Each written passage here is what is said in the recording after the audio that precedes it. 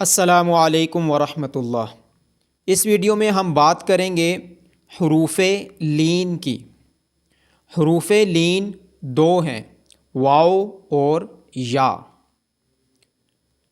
جب واو ساکن ہو، ساکن سے مراد وہ حرف ہوتا ہے جس کے اوپر سکون ہو، جس کے اوپر جزم ہو۔ اس کو جزم بھی بولتے ہیں اور سکون بھی بولا جاتا ہے۔ تو جب واو ساکن ہو اور اس سے پہلے والے حرف کے اوپر زبر ہو تو واو کو واو لین کہا جاتا ہے۔ اسی طرح جب یا ساکن ہو اور اس سے پہلے والے حرف کے اوپر زبر ہو تو یا کو یا لین کہا جاتا ہے۔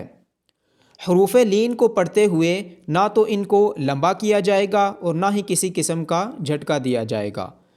با واو زبر باؤ، با یا زبر بئی، تا واو زبر تاؤ، تا یا زبر تئی۔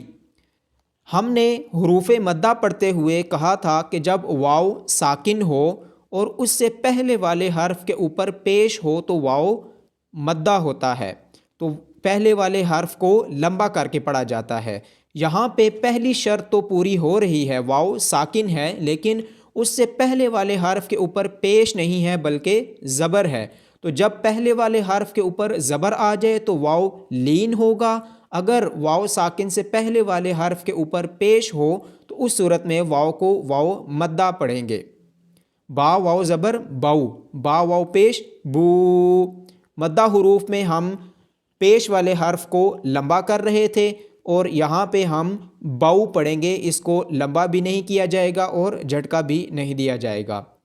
اسی طرح یا ساکن میں یا ساکن سے پہلے اگر حرف کے نیچے زیر ہو تو اس کو یا مدہ کہتے ہیں، اور اگر یا ساکن سے پہلے والے حرف کے اوپر زبر ہو تو ایسی صورت میں یا ساکن یا لین بن جاتی ہے۔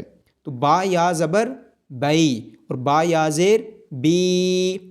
جب یا مدہ ہے تو ہم حرف کو لمبا کر رہے ہیں، جب یا لین ہے تو ہم اس کو لمبا نہیں کر رہے۔ بئی، با یا زبر بئی، تا واو زبر تاؤ، تا یا زبر تئی، ثا واو زبر ثو، ثا یا زبر۔ اسی طرح ہم اس کی یا تک پریکٹس کر سکتے ہیں۔ امید کرتا ہوں آپ کو ویڈیو پسند آئی ہوگی۔ اگر ویڈیو پسند آئی ہو تو چینل کو سبسکرائب کر دیجئے اور بیل آئیکن پہ کلک کر دیجئے۔ جزاک اللہ خیر۔